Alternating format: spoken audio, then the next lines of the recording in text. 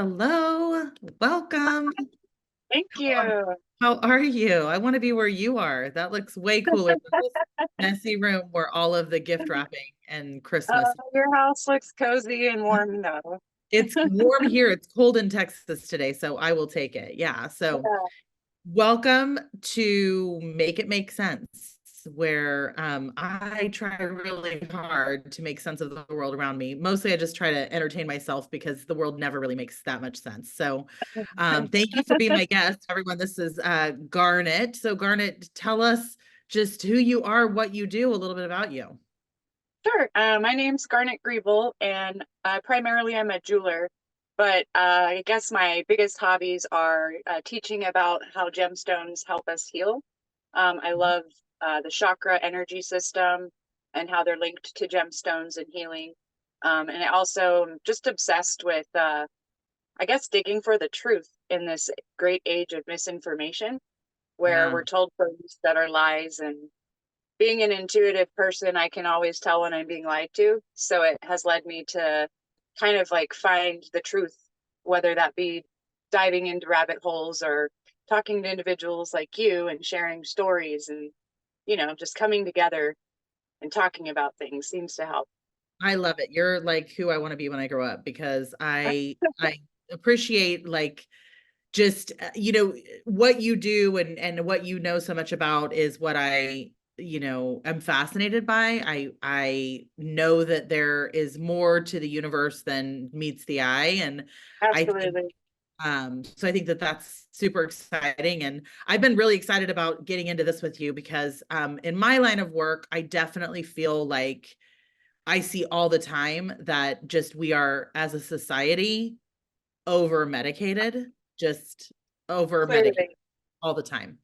From kids taking antidepressants, which, you know, I am not against medication. I just think it should be um more fewer and further between. I think it's all the time and it's the quick go-to, and we do a lot of prescribing of medication before we explore anything else, and I think that that can sometimes be harmful. It can create dependencies and things like that. So I know I agree completely. got some opinions about it, so talk to me, girl. Well, the Bay in Seattle, speaking of people being overly medicated, is like part antidepressants and part birth control. That's how much we are over medicated. Like our water, holding our lakes and rivers are being polluted with our pharmaceuticals because they, That's they terrifying. come through us and they go into the system. So I think that we do over medicate. I think there are some cases in which those medications are absolutely necessary.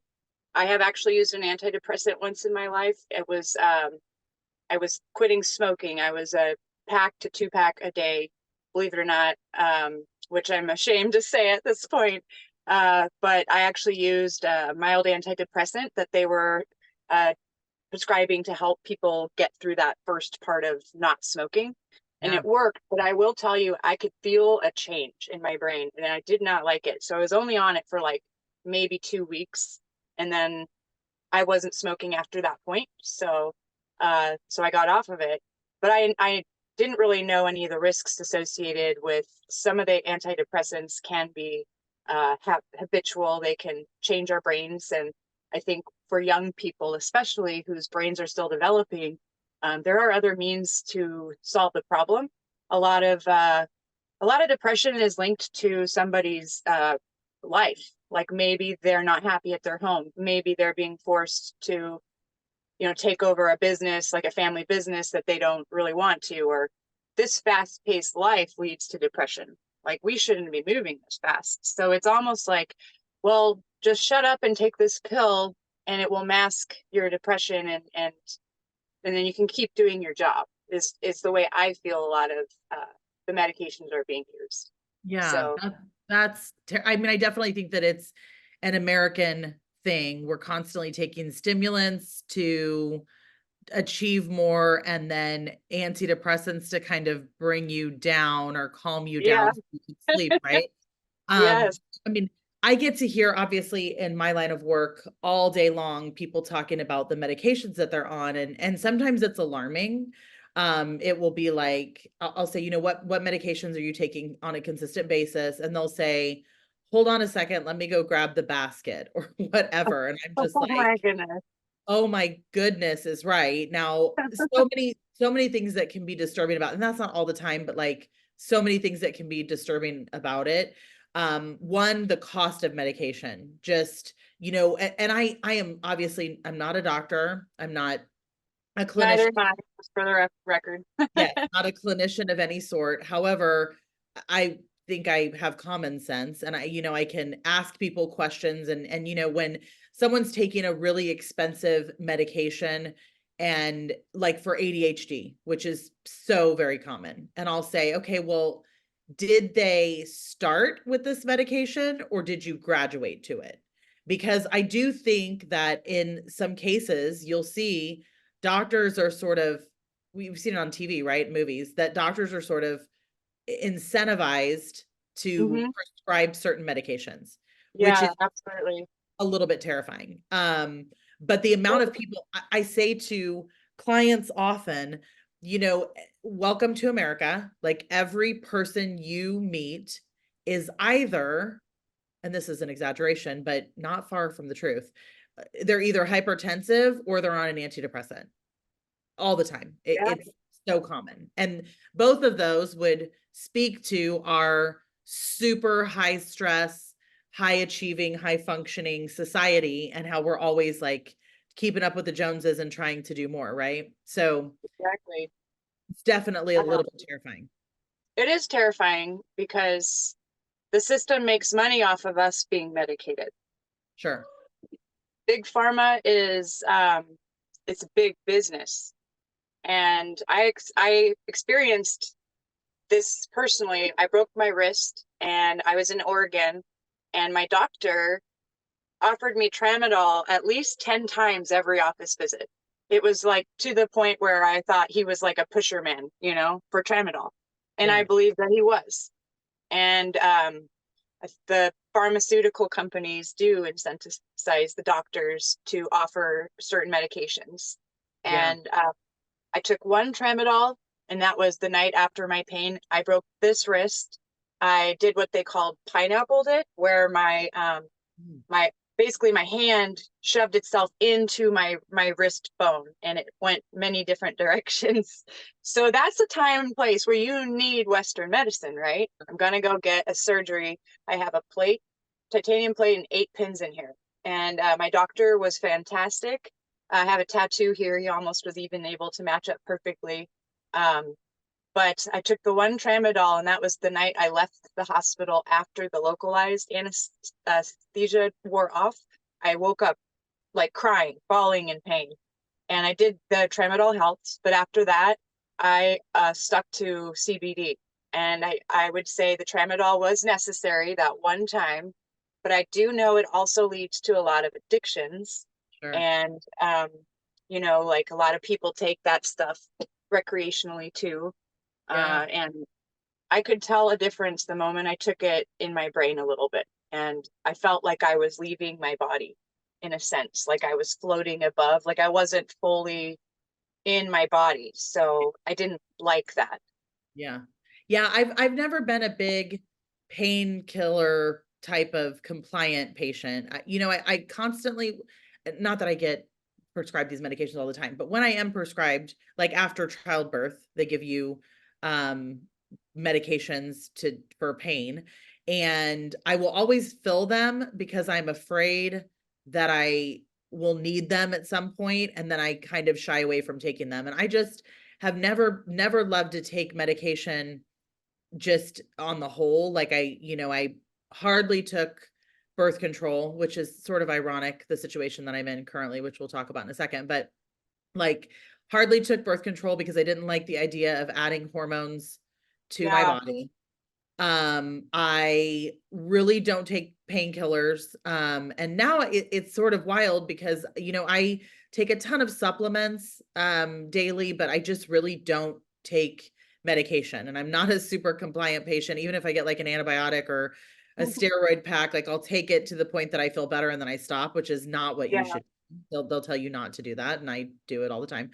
But now, I've thought a lot more about medication because there is some irony in my current situation because I find myself in a place where, having recently been diagnosed with and then having a breast cancer cut out of my body, they're wanting to layer on some chemotherapy, which is medicine to the gajillionth degree. It's like Mhm. actually poison, right? I mean, It chemotherapy is. essentially is a poison that is designed to kill everything in its path except for the host themselves. Like not kill the person, but pretty much kill everything along the way. And the part that has been sort of hard for me to reconcile in this journey is that, you currently know, like the doctors confirmed, you don't have cancer. Like they've cut it out.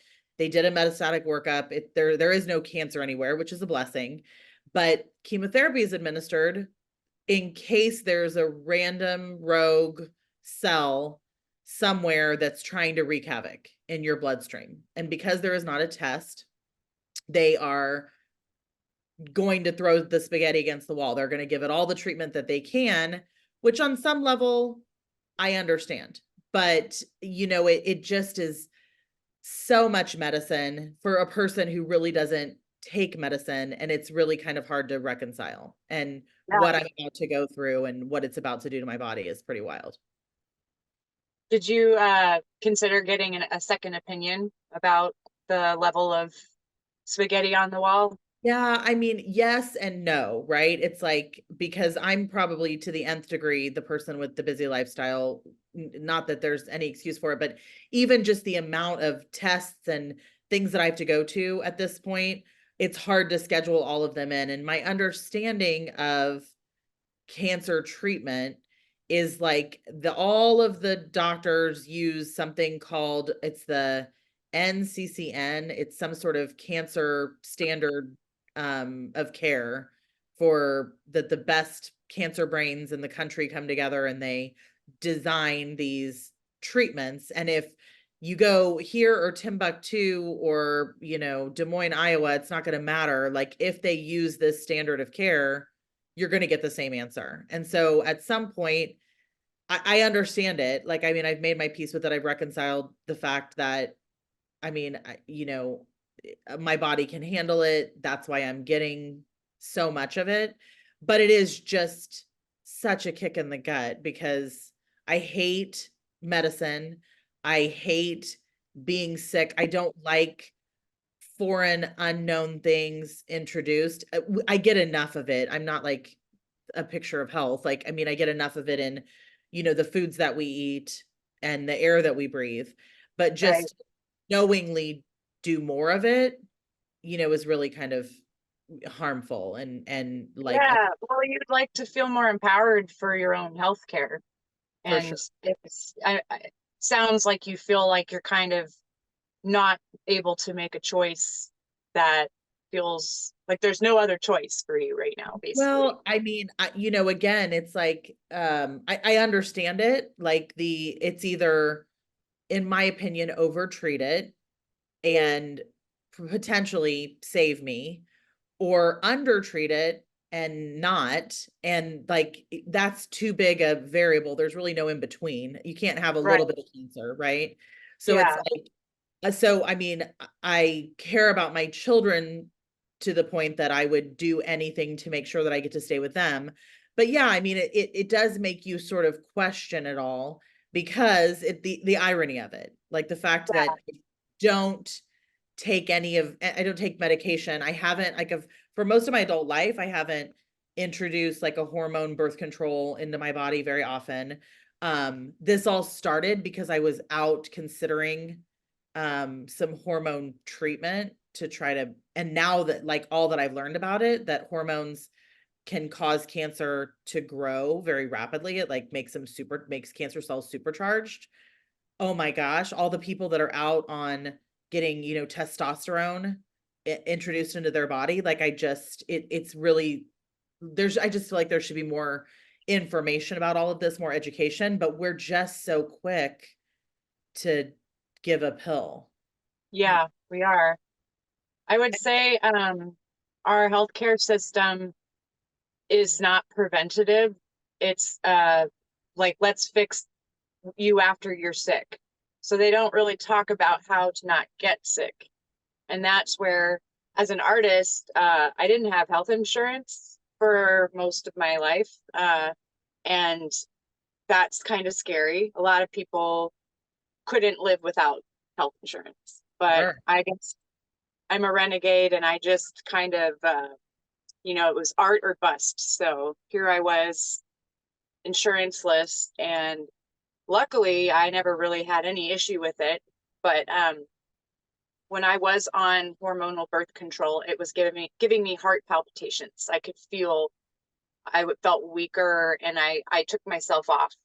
And I am on a wild carrot supplement, or actually it's a tincture, that it's an all organic wild carrot tincture made from a girl in Oregon.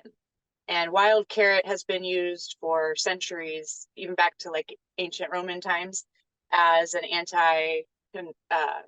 anti-pregnancy tool, because it actually makes the uterine line, or the line of the uterine wall, slippery, and so therefore nothing can attach. So I've been having success with that, and I do tell people about it. Again, I am not a doctor, but my body can't handle the hormones. So this was an all natural, like, I guess, alternative for me, and it's worked so far. So How um, long have you used it? I've been on it for like a year and a half, Wow. and prior to that, I was just using the please don't get pregnant The method. pull and pray method. Yeah, yeah. But you know, just in light of everything going on, and just to add some extra layer of protection, I introduced the wild carrot, and so far so good. And there is some research behind it showing that it is effective. But that's just one example of how something in nature can be also used to help us in the same ways that some of these pharmaceuticals do. In fact, aspirin comes from the aspen tree. So it's a natural, I forget what part of the aspen tree is effective, but in wild, you'll see the deers, the young bucks with the furry horns, they'll go up to aspen trees and rub their horns on them, because it makes them feel better as the hair is falling out. It's, I guess, a painful time for the deer. So I fully believe in my heart that nature has a remedy for everything, but I don't think it's profitable enough for it to be going into to use, because the big pharma industry wouldn't make money that way so much. So Oh, for sure. I can't even begin to imagine what I mean, the cost for this, I've been on this cancer journey for 4 months or so now, like if just September, October, no, yeah, so about 4 months. And they've probably charged $50,000 worth of claims to my insurance from wow. 2 surgeries and 2 MRIs, a brain scan, a bone scan, a organ scan. I just had an EKG yesterday. Like, it's a wild amount of stuff. And that should even be indication itself, right? I had to go have an EKG to make sure that my heart is actually able, because everyone is keen to the fact that this chemotherapy is absolute poison that they're about to knowingly inject into me on a semi-regular basis. So like that alone should be indication. But I've said that in this process is that the money is not in the cure, because realistically I'm cured. Like the Right. doctor said that to me my last visit. Like, we have done a full work. You have no cancer. But we're going to go ahead and treat you so that it doesn't come back, which I fully, like, I get the logic. But at the same time, the money's not in the cure because they've made their money off of that. The money's in the treatment. Like, can you imagine Yeah, what 18 rounds of chemotherapy is going to cost, or 20 so much rounds of money. radiation? So much money. You know, I read something on the internet that said, and I don't really know if Steve Jobs said it. It was posed as if he said it because he died of a really terrible, I think it was like a pancreatic cancer, maybe, but just had a really tough time at the end. And he said, or is said to have said, um, either make food your medicine or medicine will be your food. And I I was think that, literally, yes, that is, I agree 1,000%. yeah. Have you seen this too? I haven't, but I say all the time, like eating organically is my healthcare, and Yeah. eating healthily is my healthcare. It's Basically, just so expensive. It's really a shame how expensive it is to eat healthy. You know, like it's less expensive than hospital bills, though. 100%. But when you're a family, you know, and I deal with all kinds of people all over the country every day in this healthcare thing. Right. And when you're a single mom and you've got 4 kids and you're working just to put food on the table, you know, if you can choose, I mean, I bought strawberries the other day because my daughter loves strawberries, and it was, I think, $8 for a container of strawberries, which is quite a bit of money, really, A when lot. they're so Yeah. perishable, right? It's a lot Right. of money, and they're so perishable and they just don't last that long. And when you're looking at that, or you're looking at $8 for hamburger helper and some, you know, ground beef, like what is she gonna pick? You know, like, so that part to me is the part that's really kind of shameful. And the farmers markets aren't really that much cheaper, you know, like, to go shop at a farmer's market. It's really sad that this is the world that we live in, that it's It is like, I think you said something the other day about it being like Darwinism via food, like classes Darwinism. 100. Yeah.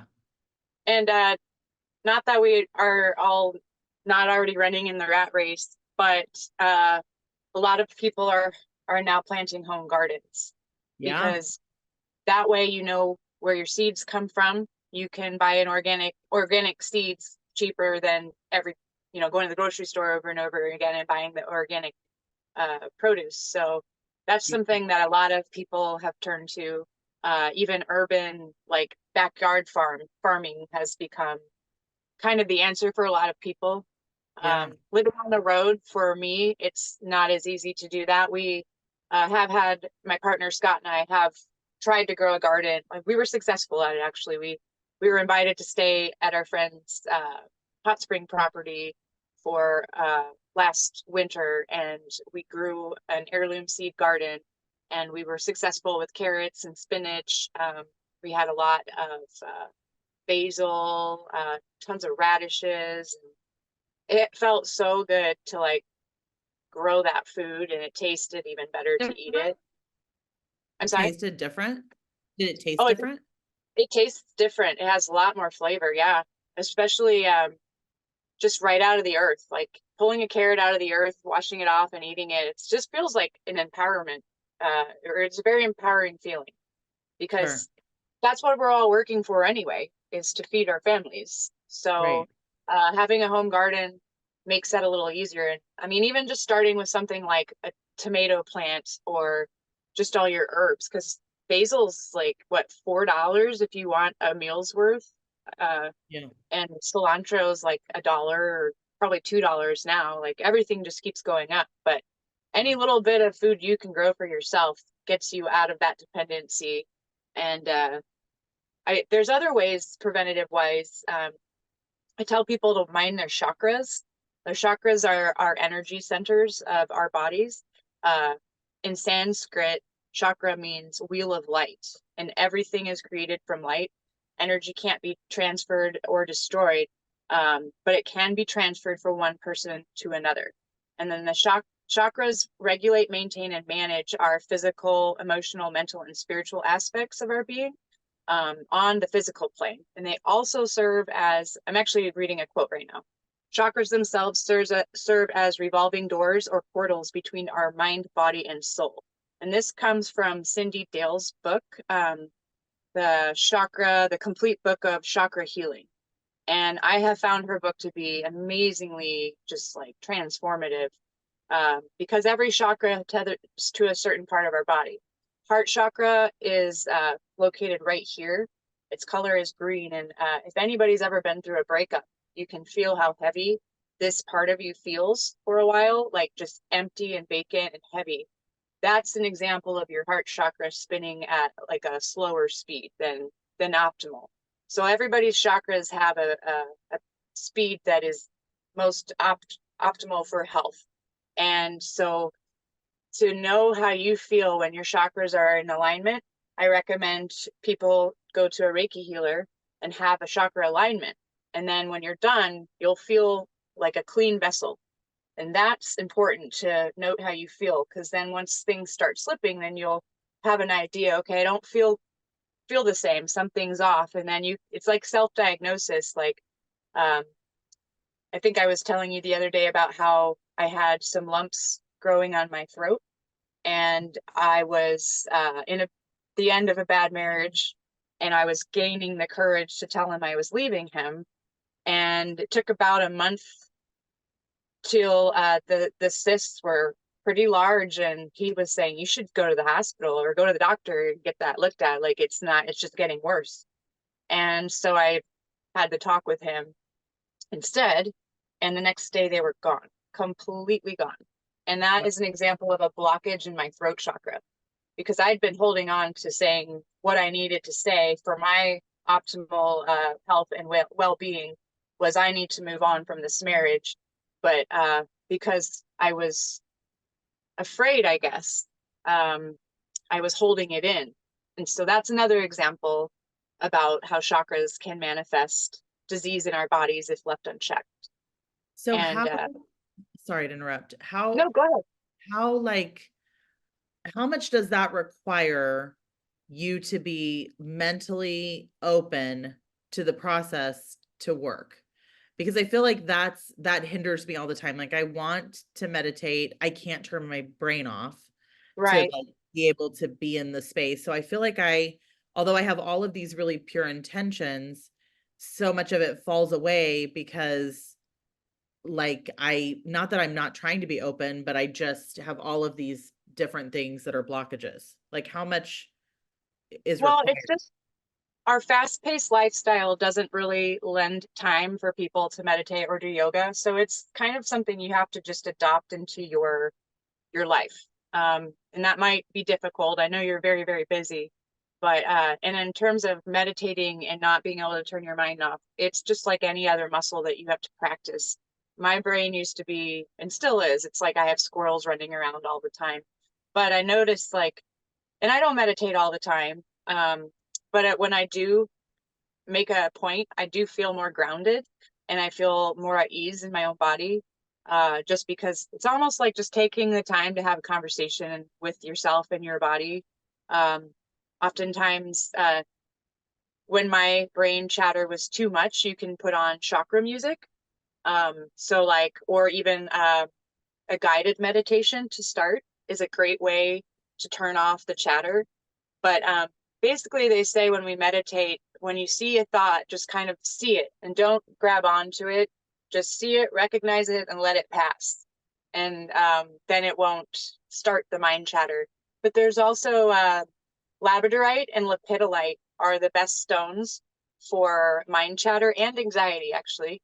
But if you were to hold a labradorite while you were meditating, the mind chatter will be less, because that labradorite, which is a third eye chakra stone, is going to be helping your mind be more calm and more directed.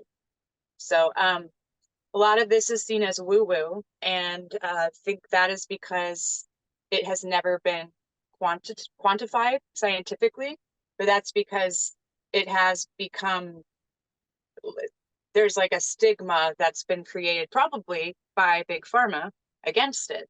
Well, it's a This has nuisance. been, I'm sorry? It's a nuisance. I mean, it bucks the system. So they don't want Yeah. that. I haven't had health insurance. I have it now, but I didn't have it for a very long time. And so I would go get Reiki. A lot of other artists, I lived in Kansas City, Missouri at the time.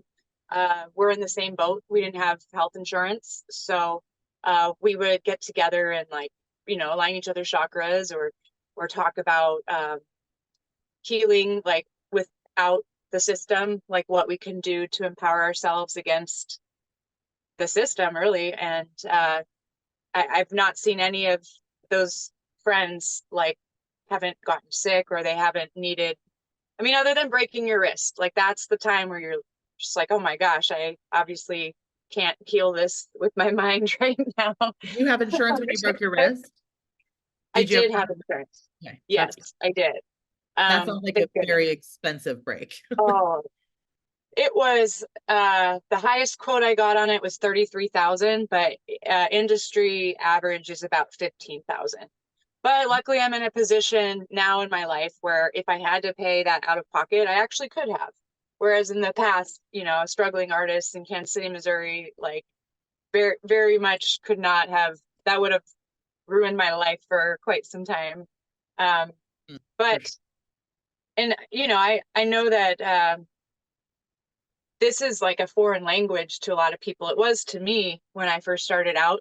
So I can send you some reference information, like they call it the Chakra 101. I've actually taught a course about it at the Sou'wester Lodge in Seaside, Washington. So I created a course for it, and the people that signed up for it, I had all my gemstones available from root to crown. And then part of the beginning exercise, I said to everybody, go up, pick up the rock that speaks to you. And everybody went up and they chose a different rock. And that's because everybody's going through different things at different times. But the way that gems help us work is they speak to us. They call you in because they're already having a conversation with the chakra or chakras that it's balancing. So it's going to be like a draw towards a stone. And a lot of people don't believe it until they feel that draw. So you wouldn't have one stone all the time that you're carrying with you. That's it's ever changing. It changes as our chakras are in and out of balance, and everyday life causes imbalances. The rat race life, oh my gosh, like we are such an imbalanced society, like not even having the knowledge to know that we're imbalanced. Like people feel something's off, but they don't know how to fix it. And then they go to the doctor and they say, I'm depressed. And they say, oh, we'll take this pill. It's like, no, leave the crappy ex or husband, ditch that job that is underpaying you and overworking you. Go to a therapist, talk to somebody. Like it doesn't have to be a pill right away. Yeah. I guess that I think should be prescribed first, like go to a therapist. Or hey, maybe speaking of food as medicine, the Ayurvedic diet the Indians have practiced for years, centuries, everybody is different. So there are actually Ayurvedic medicine tests that you can take on. I think you can send like a hair follicle. My partner did this once, and they said, well, you have an imbalance here, here, here. Here's the foods that you should eat to correct it. So we could all be doing that as well.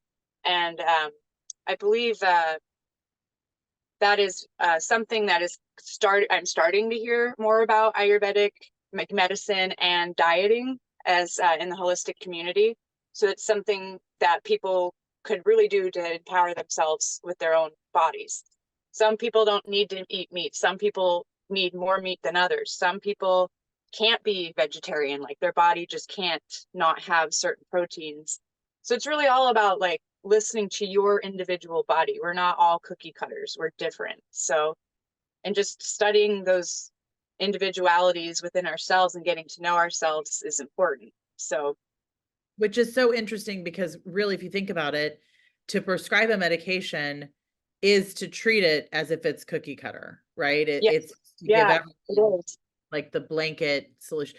I mean, I definitely can feel, and we don't know what causes cancer. Like nobody knows. I mean, I'm reading a nutritional healing book that, will say things like, potentially like carrying extra weight could have helped with this. Sugar definitely is nobody should have it. Refined sugar, cancer feeds off of it, but also that stress. I mean, stress shows up everywhere. And I think I was in a very stressful situation with a former employer, and my personal relationships were kind of tied into it. And it was so messy.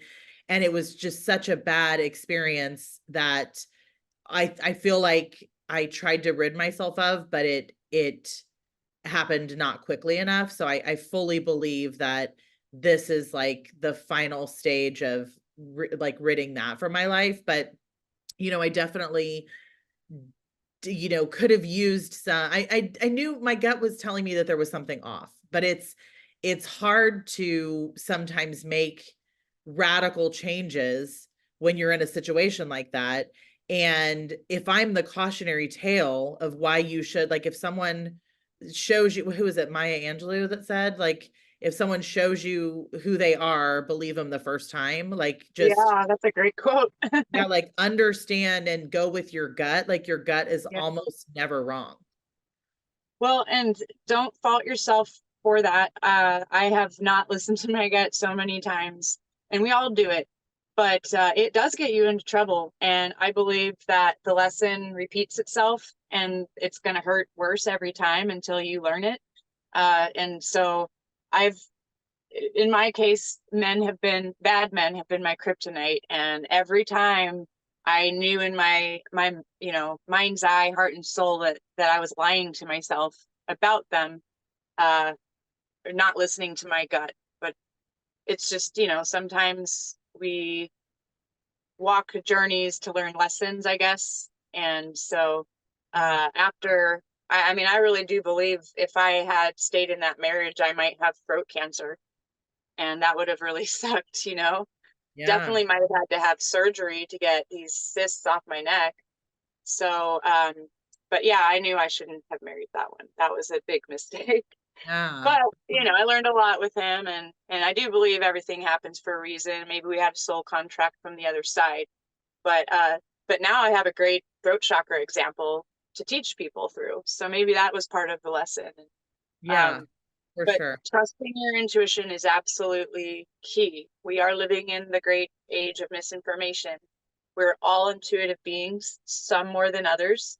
Um, there's psychics that can just tap into Akashic records so easily, but every person does have some ability to know how to talk to their higher selves and their guides, and just trust their gut. Like, this person doesn't feel right to me. When you encounter somebody that isn't going to be a good match for you, doesn't mean necessarily that they're a bad person, but just not like a cohesive match for you. Whether this is a coworker, a lover, doesn't matter, family member even. Um, your gut will clamp inward like that. You'll want to kind of cross your arms over your solar plexus, over your belly button, over that chakra, because that's where you can cord in relationships, is the umbilical cord area. So that's why that's your barometer for if somebody's bad for you. If somebody's good for you, this solar plexus chakra area in your navel is going to expand and light up, and you're going to just want to hug them. Even if you've never met them before, you're just going to feel like, I want to hug this person. So that's like your body's parameter for um, trusting certain individuals. So you probably felt like this when you had that job all the time. Like, you probably felt It's, yeah, kind of it's sheltered. it's wild. Like, it's like when you're in the situation, like similar to any abusive relationship, right? Like, when you're in it, you can't really see the forest for the trees because Right. you're so in it. And it's now, after the fact, people telling me stories about that time. Like, my mom talked about how I had, their number, and I knew what they were all about, and I didn't like it very early on.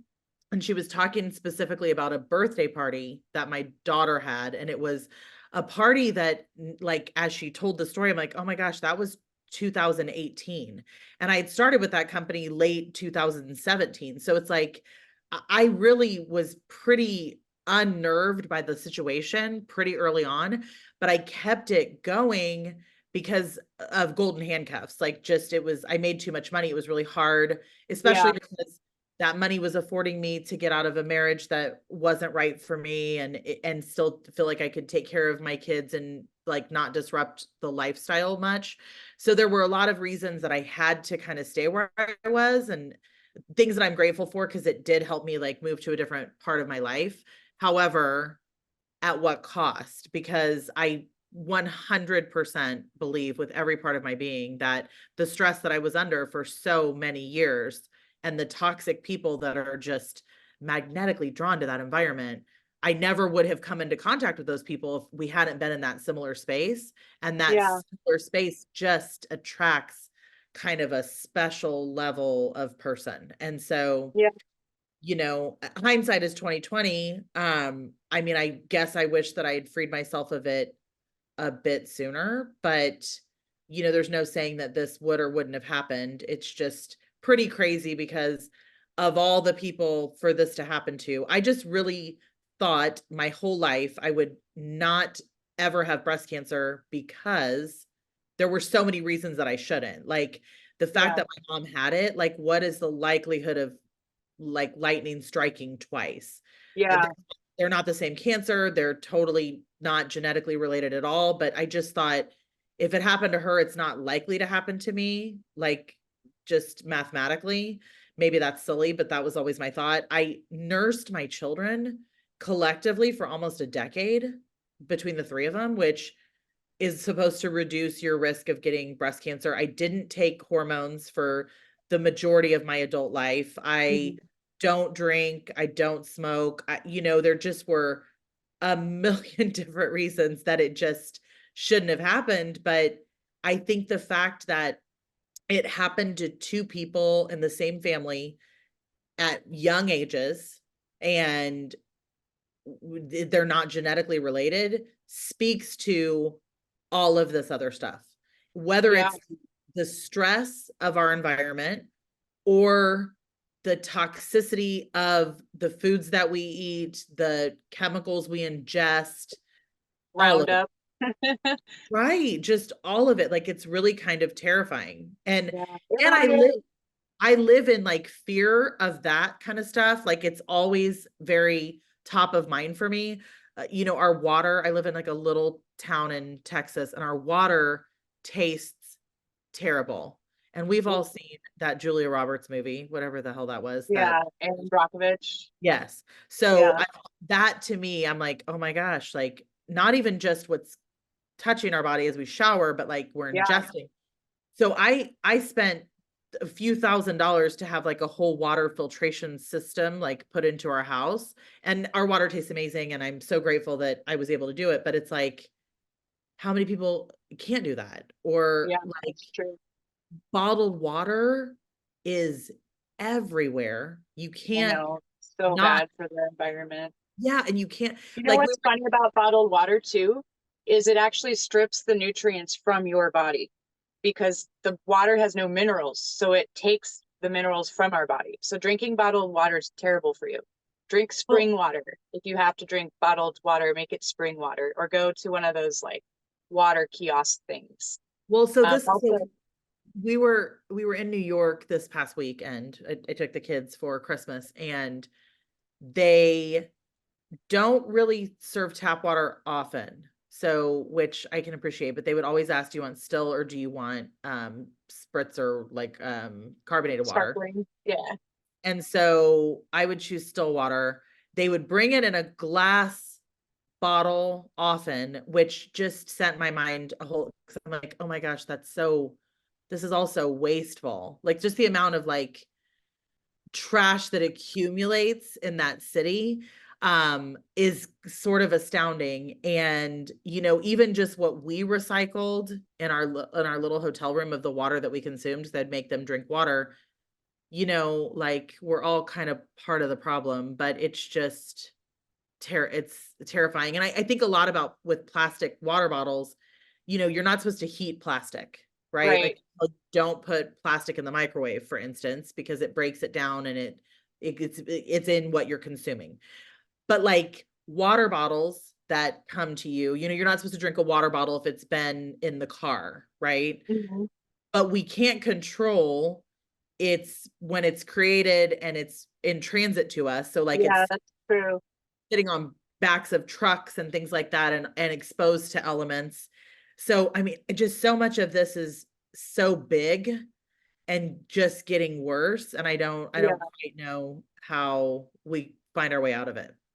Well, one of the things I did when Scott and I were living in Astoria, Oregon, is he taught me about findaspring.com, which is a website that will show you all of, or most of, the natural spring water places you can go fill your jugs up at. There was one off of Highway 26. It was like an hour and a half drive for us, but the apartment building we lived in told everybody, 100-unit apartment building, don't drink the water. Our pipes are old and rusty.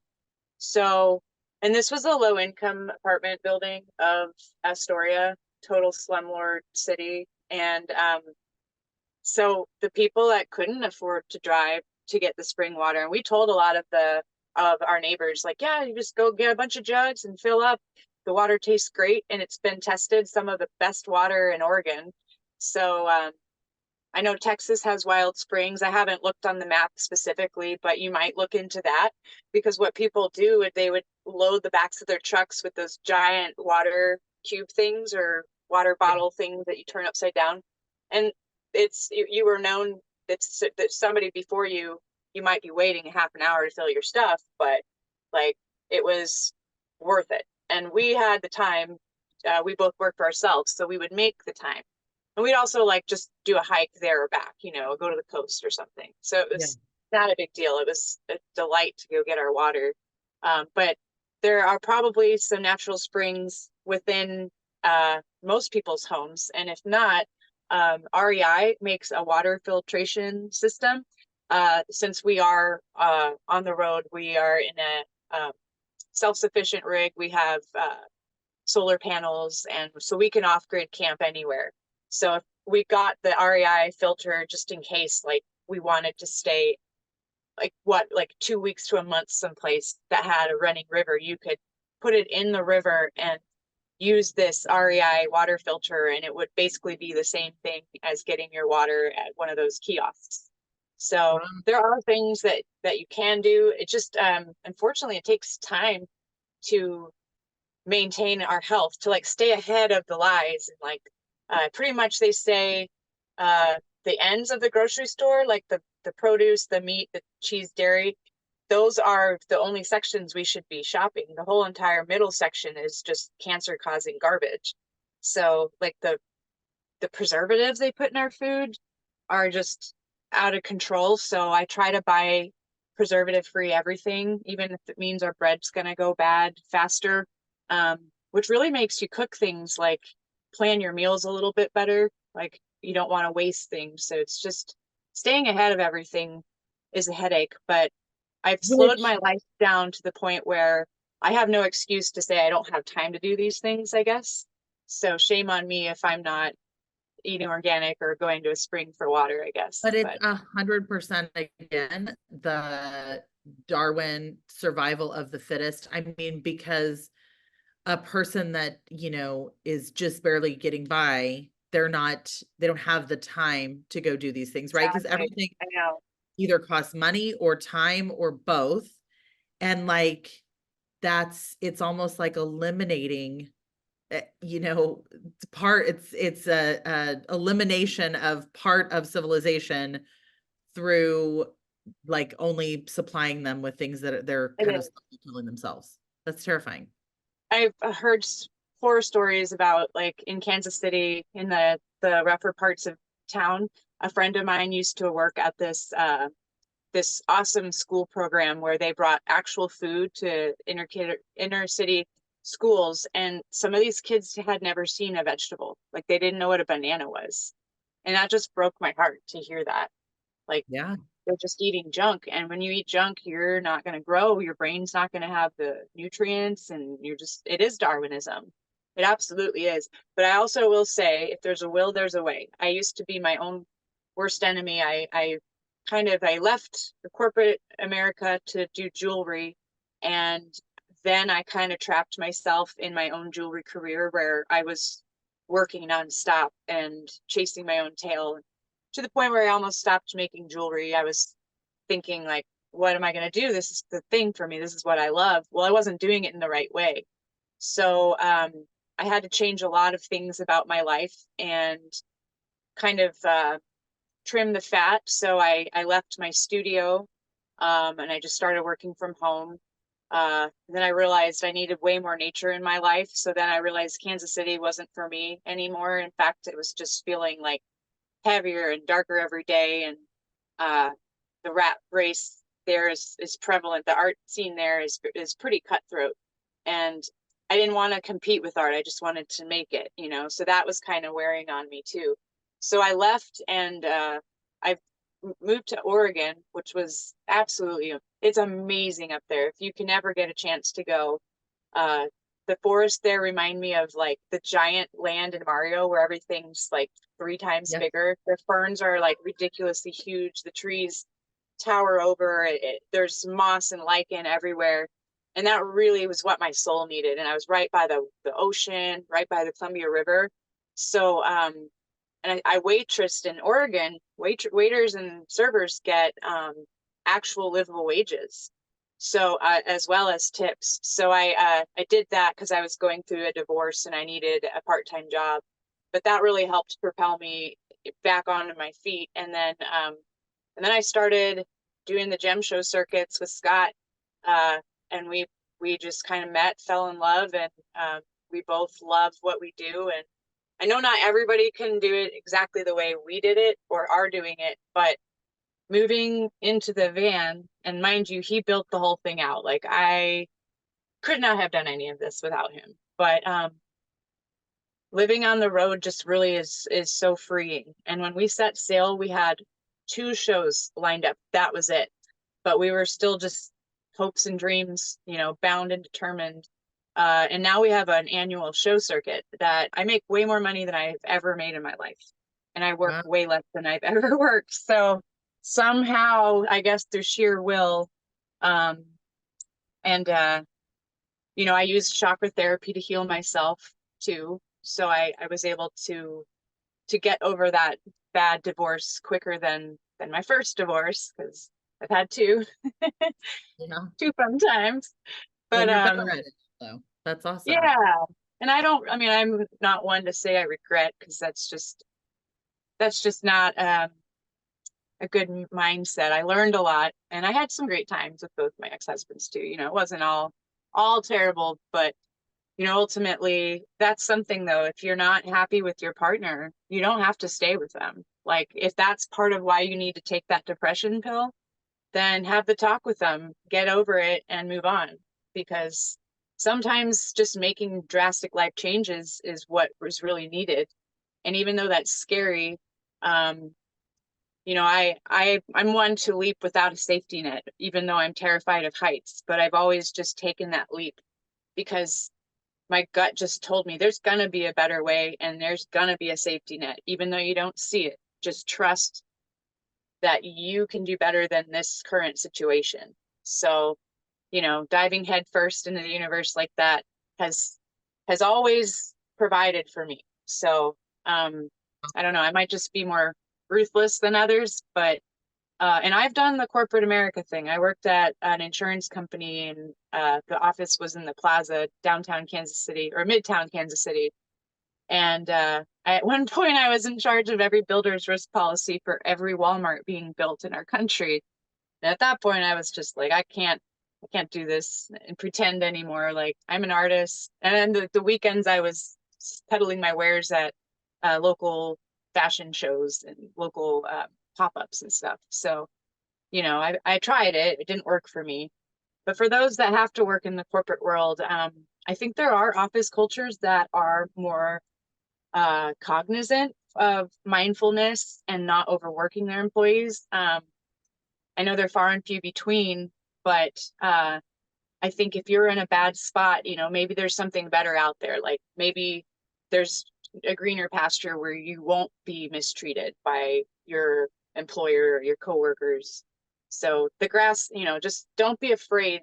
It's what I tell people a lot. Just don't be afraid to take a leap of faith. That's so brave. I mean, I think I get better at it with age, partially because I'm just less tolerant of people's nonsense the older I get. But I mean, even with this last parting with this company, like I had to be shoved by the universe because I wasn't doing it myself. And I can see all of it plainly now, like, that I'm away from it. I even think that I was led down a path to figure out that I had this disease that I needed to go deal with. That was all very like written in the stars how that whole thing happened. So I think there are times when I'm open to it, and if I think the signs are all around you. You just have to be paying attention or be open to what they're trying to lead you to. And I can feel in hindsight that I was being told that when I was in that terrible, terrible relationship with that company, but I was too afraid of, well, what comes next? Or I can just placate everyone and I can just make it work. It's going to be okay. And so oh, there go my dogs. So you just, try to make it work. But I have been to Oregon. I can understand why it's a funny story. We went to myself and my middle child went to Bend, Oregon Oh, I to love Ben. go see the last Blockbuster. Like we wanted to go.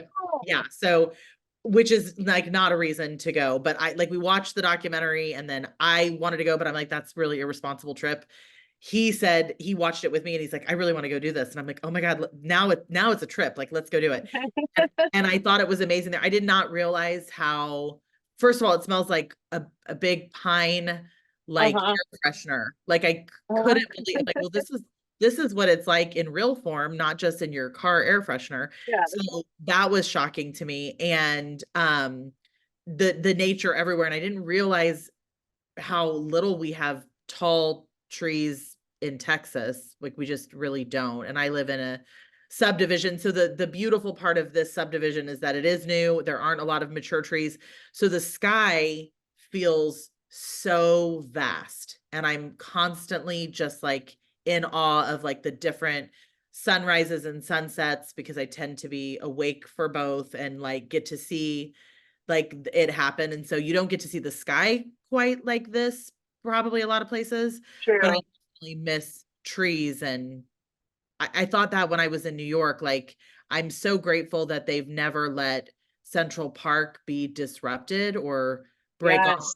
break off the land and sell it because I'm People sure, would go crazy if they did in New York. They would lose their mind. Not seeing like a park like that yeah. is, But I mean, good for New York for not like succumbing because I'm sure people have come along and tried to purchase it, oh, I but bet. like just to carve out that much space in that city seems so necessary. And we've been twice now with the kids and took them there both times because I'm like, you really need to see like both parts of this. Like people do come here for, this other side of whatever nature they can get. But yeah, Oregon's like dripping with nature. It's amazing there. It So is. I could see that you Eventually, center I there. plan to buy some land there, Scott and I, just for just to start to have like a jewelry studio. We're going to need to buy a lot of expensive equipment that could get ruined by the road life. But also we'll still travel quite a bit. So we'll be more like less full time and more part time at that point. Yeah. But yeah, I spend my time in Oregon, Arizona, and Colorado, and they're all so beautiful. It's hard to pick like which one's the most beautiful, but I would have to say, if pressed, I would say Oregon. And just being that close to the ocean too, like we'd like to be somewhere within 2 hours of the coast because the ocean is just magically like transformative and so Yeah. beautiful. That's amazing. Well, like I said, you are who I want to be when I grow up. I wish that I Aw. knew more. I would love to share like any of the sites that you think people should visit or your site so people can find your Absolutely. and just I'd like to share any of that and anything that you just think people should know. You're such a wealth of Sure. information and so I Well, so appreciate it. I'll repeat the book that I get all my chakra information from. It's the complete book of chakra healing by Cindy Dale, and that is spelled CYNDIDALE.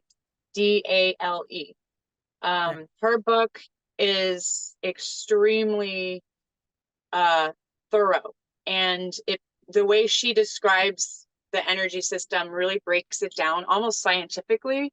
And it just really makes sense. Like it just like the light bulb goes off, and it all just like, it's not woo woo, it's science the way she describes it. It's not a quick read. It's more of like almost a textbook. So you can go back to it, and like if you're feeling like, hey, I think my root chakra might be a little off right now, then you can go to the root chakra section and read all about it. And then somewhere within there, you're gonna say, oh, I think that's maybe what I have. So I'm gonna go work on strengthening that. My website is ggimoon.com, and that's spelled GIGIMOON.com. And I sell mostly on there. What I sell now is my chakra stone necklaces, which mostly start at 25 and they go up to 33. I actually just lowered the price on all of my chakra necklaces about a year ago because I found a new supplier, and while everything else was inflating, I wanted to make my prices go down. So I was able to do so with this new supplier. And I know gems are medicine and times are hard. So I wanted it to be more affordable. But I have just about every major gemstone on there, and then a glossary of the properties of each one. And I wrote the properties myself based off of my own intuition, but also reading other people's intuitive knowings of the stones. And I really tried to write them in a way that was easy to read, because some of these intuitive descriptions are just like all over the place, a little bit too You put it in hard to layman's follow. terms. Yes, Yeah, I try my best. that's awesome. Findaspring.com, exactly how how I said it. Scott and I are avid hot springers, so you'll find all the hot springs on that map too. Except for the super secret ones, thank goodness, that nobody's ever gonna put on there. What other websites? Jeez. Well, I guess just because I'm a van lifer, for any other van lifers or anybody who doesn't know this, you can basically live on BLM. You just have to move every 14 days. So for people who want to live the van life, there's an app called iOverlander, and that's spelled IOVERLANDER. And then another app called Freeroam, FREEROAM. And those are really wonderful sources for people living off grid, who are trying to find spots to just kind of have a slower paced life. A lot of people are, with COVID, had the opportunity to work from home, work remote. A lot of people are doing that in their vans now or in their RVs. So that's a way you can slow your life down if you need to get out of the rat race for a while. But those two apps have been extremely helpful for van lifing. So That's awesome. Well, I so appreciate the conversation now and the other day. yeah, Just we'll have to do it again because I find you so absolutely. intriguing. And Oh, thank you. You as so well. one last question before we part ways. Sure. If you could give your younger self one piece of advice that would have potentially changed it all, what would it be? Just to breathe and calm down and to know that it's all meant and it's all going to be okay. Man, yeah, truly. And you are living proof of that. Like what brave risks that you've taken, and it's definitely very inspirational. So I Yeah, appreciate you. I appreciate all your knowledge and you spending this time with me. absolutely. Thank you. I appreciate being on your podcast, and I plan to share it with everybody. Yay, Keep I love it so doing what much. you're doing. All right, darling. Well, I appreciate you. Thanks so much. Appreciate you too. Love and light. Bye.